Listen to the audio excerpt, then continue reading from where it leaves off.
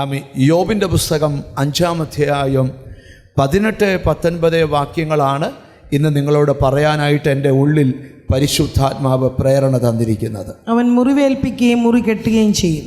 അവൻ ചതയ്ക്കുകയും തൃക്കൈ പൊറുപ്പിക്കുകയും ചെയ്യും. 6 കഷ്ടത്തിൽ നിന്ന് അവൻ നിന്നെ വിടുവിക്കും. 7-ാമത്തേതിലും തിന്മ നിന്നെ തൊടുകയില്ല. വളരെ നല്ല 2 വാക്യങ്ങളാണ് വായിച്ചു കേട്ടത്. വേദപുസ്തകത്തിൽ യോബിൻ്റെ ചരിത്രം ബൈബിൾ വായിക്കുന്ന സകല മനുഷ്യർക്കും അറിയാം. ഞാൻ പ്രസംഗിക്കുമ്പോൾ പറയാറുണ്ട്, യോബിന് 3 കാലഘട്ടങ്ങളുണ്ടായിരുന്നു. 1, എല്ലാം ഉള്ളൊരു കാലഘട്ടം. 2, എല്ലാം നഷ്ടപ്പെട്ടു പോയൊരു കാലഘട്ടം. 3, സകലതും ഇരട്ടിയായി തിരിച്ചു കിട്ടിയ ഒരു കാലഘട്ടം. യോബിൻ്റെ പുസ്തകം പഠിക്കുമ്പോൾ നമുക്ക് ലഭിക്കുന്ന ഏറ്റവും വലിയ പ്രേരണ എന്താണെന്ന് ചോദിച്ചാൽ, എല്ലാമുള്ള കാലത്തിൽ നിന്ന് ഒന്നുമില്ലാത്ത കാലത്തിലേക്ക് നമ്മൾ വഴുതി വീണാലും എല്ലാം തിരികെ കെട്ടുന്നൊരു കാലത്തിലേക്ക് എത്തിക്കാൻ നമ്മുടെ ദൈവത്തിന് ശക്തിയുണ്ടെന്നൊരു പാഠം യോബിൻ്റെ പുസ്തകം ആകമാനം ഒന്ന് പഠിച്ചാൽ നമുക്ക് പഠിക്കാൻ കഴിയും.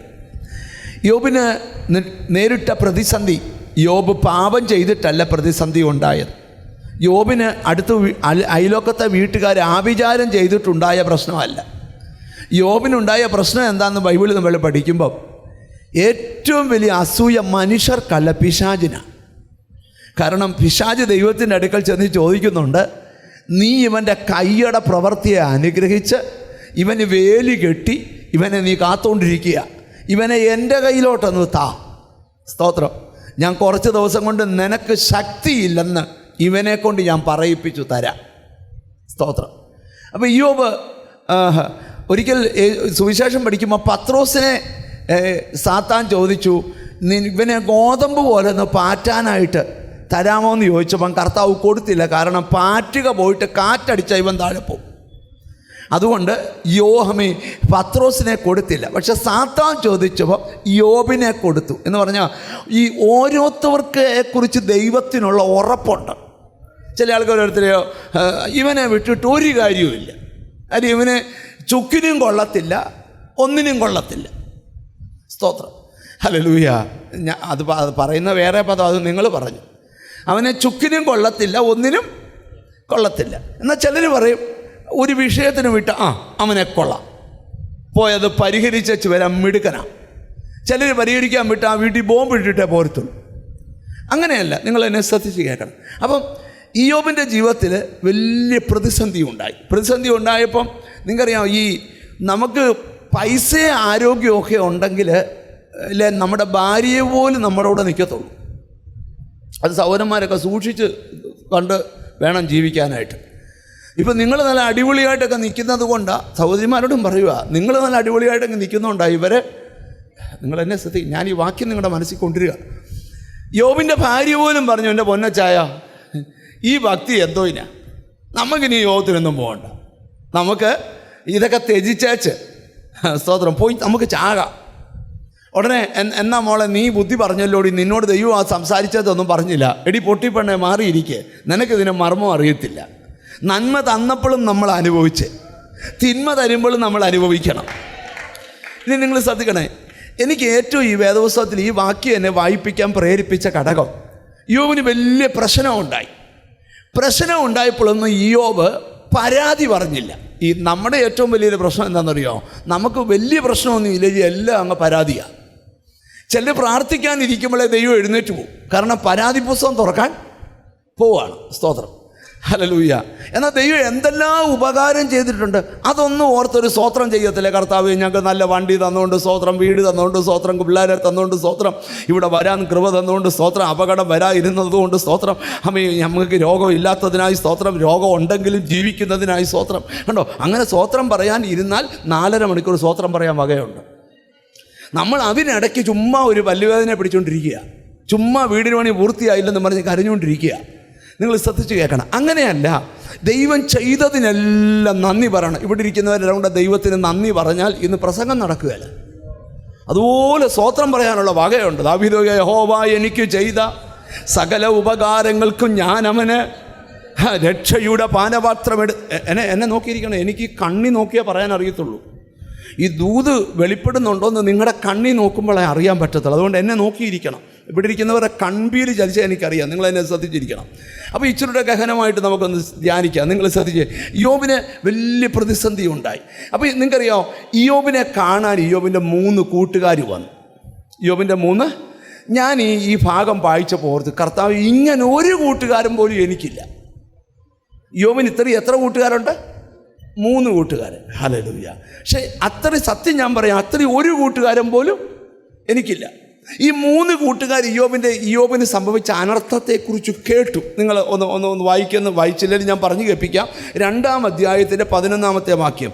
അനന്തരം തേമാന്യനായ എലീഫസ്, ശൂഹ്യനായ ബിൽദാദ്, നയമാത്യനായ സോഫർ എന്നിങ്ങനെ ഇയ്യോബിന്റെ 3 സ്നേഹിതന്മാർ ഈ അനർത്ഥമൊക്കെയും അവന് ഭവിച്ചത് കേട്ടപ്പോൾ അവർ ഓരോരുത്തൻ താന്താന്റെ സ്ഥലത്തു നിന്ന് പുറപ്പെട്ട് അവനോട് സഹതിപ്പിക്കാൻ. ഒന്നാമത് അവരുടെ മനസ്സ് കണ്ടോ, അവരുടെ സ്നേഹിതന് ഒരു പ്രശ്നം ഉണ്ടായപ്പം ഒരുത്തൻ തൃശ്ശൂന്നും ഒരുത്തൻ ഷൊർണൂരിന്നും ഒരുത്തൻ, ഞാനിവിടെ നമ്മൾ മനസ്സിലാകാൻ പറയുക, ഒരുത്തന് കന്യാകുമാരിയിൽ നിന്നും ബസ് കയറി. ഞാനൊരു ചോദ്യം ചോദിക്കുക, നമ്മുടെ കൂട്ടത്തിലൊരുത്തൊരു പ്രശ്നം ഉണ്ടായാൽ നമ്മൾ അവൻ അല്ലേലും അത് വരുമെന്ന് എനിക്കറിയാം, അവൻ്റെ കയ്യിരിപ്പ് ശരിയല്ല, അത് വരണോടാ, ഇതൊക്കെ ദൈവത്തിൻ്റെ ന്യായവിധിയാ, കോടാലിയാന്നൊക്കെ പറയുന്ന ആൾക്കാരാണ് നമ്മുടെ കൂട്ടുകാർ. നിങ്ങൾ ശ്രദ്ധിക്കണം. ഇയ്യോബിൻ്റെ കൂട്ടുകാർ നിൽക്കണം. ഒരുത്തൻ കന്യാകുമാരിയിൽ നിന്നും കയറി, ഒരുത്തൻ തൃശ്ശൂരിൽ നിന്നും കയറി, ഒരുത്തൻ പാലക്കാട്ടിൽ നിന്നും കയറി. എന്നിട്ട് നിങ്ങൾ ശ്രദ്ധിച്ചെന്ന് കേട്ടെ, ദൈവത്തിന് സ്തോത്രം. അവരെന്തിനാ വന്നെന്നറിയാമോ? അവനോട് സഹതപിപ്പാനും അവനെ ആശ്വസിപ്പിക്കാനും പോകണമെന്ന് തമ്മിൽ പറഞ്ഞൊത്തു. അവർ വാട്സാപ്പിൽ മെസ്സേജ് അയച്ചു, എടാ ഇയ്യോബ് വലിയ കഷ്ടത്തിലാണ്, ഞാൻ ഇന്ന് കന്യാകുമാരി എക്സ്പ്രസ്സെ കയറും, നീ ഇന്ന് നേത്രാവതിയെ കയറിക്കോണം. സ്തോത്രം. മറ്റേ പുള്ളിക്കാരൻ പറഞ്ഞു, വേറൊരു ട്രെയിനിൻ്റെ പേരൂടെ പറയാം, എനിക്ക് കിട്ടുന്നില്ല. വേണാടെ. നിങ്ങൾ ശ്രദ്ധിക്കണം, ഈ ട്രെയിനിൽ ഞാൻ അധികം യാത്ര ചെയ്യാത്ത ആളായതുകൊണ്ടാണ്. അപ്പം വേണാടെ ഞാൻ കയറുവാന്ന് പറഞ്ഞു. അപ്പോൾ എല്ലാവരും കൂടെ വന്ന് തിരുവല്ല റെയിൽവേ സ്റ്റേഷനിൽ ഇറങ്ങി. നിങ്ങൾക്കൊന്ന് മനസ്സിലാക്കാനാണ് ഇങ്ങനെ പറയുന്നത്. എന്നിട്ട് ഇവർ പറയുകയാണ്, ഇയ്യോബിനെ കാണാനായിട്ട് വരിക. നിങ്ങൾ ശ്രദ്ധിക്കണം. അവർ അകലെ വെച്ച് നോക്കിയാറേ അവർ എലൈറ്റ് കയറി എല്ലാവരും നല്ലതായിട്ട് കഴിക്കുകയൊക്കെ ചെയ്തിട്ട്, സ്തോത്രം, ഈ തിരുവല്ലയിലായോണ്ടാ എലൈറ്റിൻ്റെ പേര് പറഞ്ഞ്. അപ്പം നേരെ കഴിക്കുകയൊക്കെ ചെയ്തിട്ട് ഇയ്യോബിനെ കാണാൻ വരിക. ഇനി നിങ്ങൾ ശ്രദ്ധിച്ച് കേൾക്കണേ. അവർ അകലെ വെച്ച് നോക്കിയാൽ അവനെ തിരിച്ചറിഞ്ഞില്ല. ദൂരെ നിന്ന് നോക്കിയപ്പം അവനെ തിരിച്ചറിഞ്ഞില്ല. ഒരാൾ ഇരിക്കുന്ന കാണാം, പക്ഷെ നമ്മൾ പണ്ട് കണ്ട പോലല്ല, ഫേസ്ബുക്കിലെ കഴിഞ്ഞ വർഷത്തെ ഫോട്ടോ അല്ല, മനസ്സിലാകാത്തൊരു ഫോട്ടോ. അവർ ഉറക്ക കരഞ്ഞു. ഇവരിത് കണ്ട ചെന്നിയെന്നറിയോ? ഉറക്ക കരഞ്ഞു. ഉടനെ അവർ തമ്മിൽ, എടാ ഞങ്ങൾ കണ്ടു കേട്ടോ, കരമാ, ഗുണപ്പെടാത്തതിൻ്റെ എന്നൊന്നും പറഞ്ഞില്ല. അവരുടനെ വസ്ത്രം കീറി കരച്ചില് ഓടിപ്പോയല്ലേ. അവരെന്തോ ചെയ്തെന്നാ എഴുതിയേക്കുന്നത്? ഉറക്ക കരഞ്ഞു. വസ്ത്രം കീറി പൊടിവാരി മേലോട്ട് തലയിൽ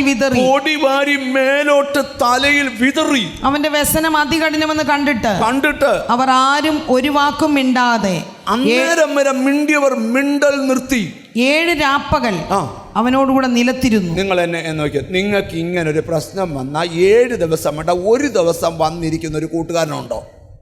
എനിക്കില്ല. ഉണ്ടോ? സത്യം പറ, ഉണ്ടോ ബ്രദറെ ഉണ്ടോ? ഒരസുഖം വന്നാൽ നമുക്ക് വന്ന് നമ്മുടെ കൂടെ 7 ദിവസം വന്നിരിക്കുന്ന ഒരു കൂട്ടുകാരനുണ്ടോ? എനിക്കില്ല. ഞാൻ അന്നേരം ആരെങ്കിലുമൊക്കെ ബ്രദറെ ഒന്ന് നമ്മളെ ഒന്ന് സഹായിക്കണമെന്നൊക്കെ പറഞ്ഞ് കാല് പിടിച്ചാൽ കൂടെ കൊണ്ടിരുത്തുന്നു. സ്തോത്രം. ശ്രദ്ധിച്ചൊന്ന് കേൾക്കണം. ഇയ്യോബിന് അത്ര നല്ല കൂട്ടുകാരാ 3 പേര്. അവന്മാർ വന്ന് ഇവൻ അനർത്ഥം കണ്ടേച്ച് പൂഴി വാരി തലവഴിയിട്ട് വസ്ത്രം കീറി. എന്നിട്ട് രാവിലെ യോമിനെ കാണാൻ വന്നപ്പം എലൈറ്റിൽ നിന്ന് 3 അപ്പവും മുട്ടക്കറിയും കൊണ്ട് കൊടുത്തു. കുറച്ചു നേരം വർത്താനം പറഞ്ഞു. ഉച്ചയ്ക്ക് എലൈറ്റ് AC ഹുറുമി പോയി കിടന്ന് കൂർക്കം വലിച്ചുറങ്ങി. 4 മണിയായപ്പോൾ 4 പരിപ്പോടയും കൊണ്ട് കൊടുത്തു. രാത്രി ഒരു ബിരിയാണിയും കൊണ്ട് കൊടുത്തേച്ച് ഞങ്ങൾ 7 ദിവസം പുള്ളിയെ പോയി കണ്ടെന്ന് വരുത്തുവല്ല ചെയ്തത്. അവരാഹാരം പിടിഞ്ഞ് പൂഴിക്കകത്തിരുന്ന് തൻ്റെ സ്നേഹിതന് വന്ന അനർത്ഥത്തിന് വേണ്ടി കരയുക. ഞാൻ തുറന്നു പറയാം, കേരളത്തിൽ ഇങ്ങനൊരു കൂട്ടുകാരൻ കാണുകയില്ല. ഉണ്ടെങ്കിൽ യോഗം കഴിഞ്ഞുള്ളവർ എനിക്കൊന്ന് വാട്സാപ്പിൽ മെസ്സേജ് അയക്കണം. സ്തോത്രം. ലൈവിൽ കാണുന്നവരൊക്കെ മെസ്സേജ് അയക്കണം, എനിക്കിങ്ങനൊരു ഫ്രണ്ടുണ്ട്, എനിക്ക് പോയി അവനെ കണ്ടൊന്ന് കൈ കൊടുക്കാനും. നിങ്ങളൊന്ന് ശ്രദ്ധിച്ച് കേൾക്കണം. ആ കൂട്ടുകാരന്മാരെല്ലാം വന്നിവന് പോകുന്നില്ല. ഞാനൊരു ദൂത് പറയാം, അനർത്ഥം കാണാൻ വന്നവൻ അവിടുന്ന് പോയില്ല.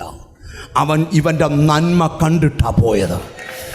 ഞാനിവിടെ ഇരിക്കുന്ന ചിലരോട് പ്രവചിച്ചു പറയാം, അനർത്ഥം വരുമ്പോൾ ആരും കാണത്തില്ലെങ്കിലും ജീസസ്, ഈ സദൃശ്യവാക്യത്തിൽ ഒരു വാക്യമുണ്ട്, സ്നേഹിതൻ എക്കാലത്തും സ്നേഹിതനാ, ആപത്ത് കാലത്ത് സ്നേഹിതൻ സഹോദരനാവും. ഹല്ലേലൂയ. തപ്പിപ്പിടിക്കുക വാക്യം. ദൈവത്തിൻ്റെ സ്തോത്രം. സ്നേഹിതൻ എക്കാലത്തും സ്നേഹിതനാണ്, പക്ഷേ അനർത്ഥകാലത്ത് സ്നേഹിതൻ സഹോദരനാകും. ഒരു നല്ല ഹല്ലേലൂയ പറഞ്ഞാട്ട്. സ്നേഹിതൻ എല്ലാ കാലത്തും സ്നേഹിക്കുന്നു. റെഫറൻസ് കൂടെ പറഞ്ഞേ. 17:17 സ്നേഹിതൻ എല്ലാ കാലത്തും സ്നേഹിക്കുന്നു, എല്ലാ കാലത്തും സ്നേഹിക്കുന്നു. അനർത്ഥകാലത്ത് അവൻ അനർത്ഥകാലത്ത് എന്ത് ചെയ്യും? സഹോദരനായിത്തീരും. അവൻ സഹോദരനായിത്തീരും. സ്നേഹിതൻ്റെ ഒരു പ്രത്യേകതയാണ്, അനർത്ഥം വരുമ്പോൾ അവൻ സഹോദരനായി മാറും. ഹല്ലേലൂയ. ഞാൻ ഇച്ചിരുടെ ഗഹനമായിട്ട് ഈ ദൂതിനെ കൊണ്ടുപോകാം. അങ്ങനെ യോബിൻ്റെ കൂട്ടുകാരെല്ലാം വന്ന് ഇവരിയ്ക്കുന്ന നിങ്ങൾ ശ്രദ്ധിച്ച് കേൾക്കണം. AC കാറെ ഇരുന്നുകൊണ്ട് കമൻറ്റ് പറയുമല്ല, പൂഴിക്കകത്ത് കിടക്കുക. നിങ്ങൾ ശ്രദ്ധിക്കണം. കൂട്ടുകാർ പൂഴിയിൽ കിടക്കുന്നു, യോബ് ചാരത്തിൽ കിടക്കുന്നു.